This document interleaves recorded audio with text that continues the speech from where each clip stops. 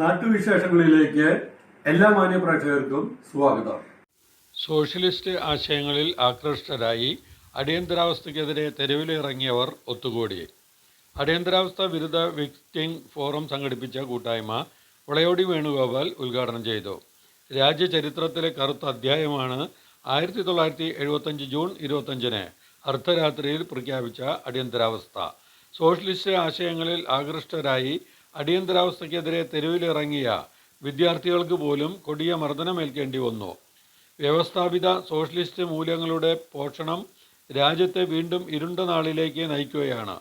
Socialist പുരോഗമന ചിന്തകൾക്കും പ്രവർത്തനങ്ങൾക്കും മാത്രമേ രാജ്യത്തെ രക്ഷിക്കാനാവൂ എന്നും വിളയോടി വേണുഗോപാൽ പറഞ്ഞു. അടിയന്തരാവസ്ഥ ചരിത്രം പാഠപുസ്തകത്തിൽ ഉൾപ്പെടുത്തുക, അടിയന്തരാവസ്ഥ വിരുദ്ധ പ്രവർത്തകരെ രണ്ടാം സ്വാതന്ത്ര്യ സേനാനിയായി പ്രഖ്യാപിക്കുക തുടങ്ങിയ ആവശ്യങ്ങൾ വിക്ടിംസ് ഫോറം കേന്ദ്ര സംസ്ഥാന സർക്കാരുകളോട് ആവശ്യപ്പെട്ടു. കെ കൃഷ്ണൻ അധ്യക്ഷത വഹിച്ചു. V Krishnankutty, R Surendran, V S Radhakrishnan, K Narayanan, N Balakrishnan, Narayanan Vilayodi, Gopalan Malampuzha, Rajamuthu എന്നിവർ സംസാരിച്ചു.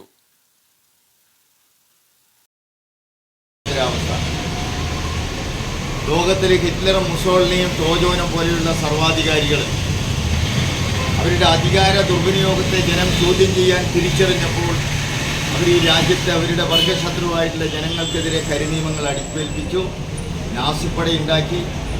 ഒരുപാട് 60 ലക്ഷം ആളുകളെ തന്നെ ഹിറ്റ്ലർ ഗ്യാസ് ചേമ്പറിൽ വെച്ച് കൊല ചെയ്തു. എന്നപോലെ ഇന്ത്യയിലെ പൗരസ്വാതന്ത്ര്യം, പത്രസ്വാതന്ത്ര്യം, അഭിപ്രായ സ്വാതന്ത്ര്യം, അതുപോലുള്ള എല്ലാ സ്വാതന്ത്ര്യം, സംഘടനാ സ്വാതന്ത്ര്യം എല്ലാം നിഷേധിച്ചുകൊണ്ടാണ് ഇന്ത്യയിൽ 1975 ജൂൺ 25 അർദ്ധരാത്രി 25-26 അടിയന്തരാവസ്ഥ പ്രഖ്യാപിച്ചത്.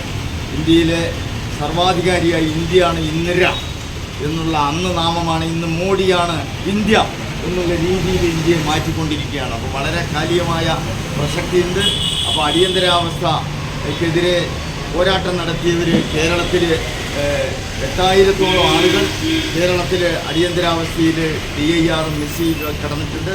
അതുപോലെ തന്നെ 1,75,000 ആളുകൾ ഇന്ത്യയിലാകെ അടിയന്തരാവസ്ഥയ്ക്കെതിരെ പോരാട്ടം നടത്തിയിട്ടുണ്ട്.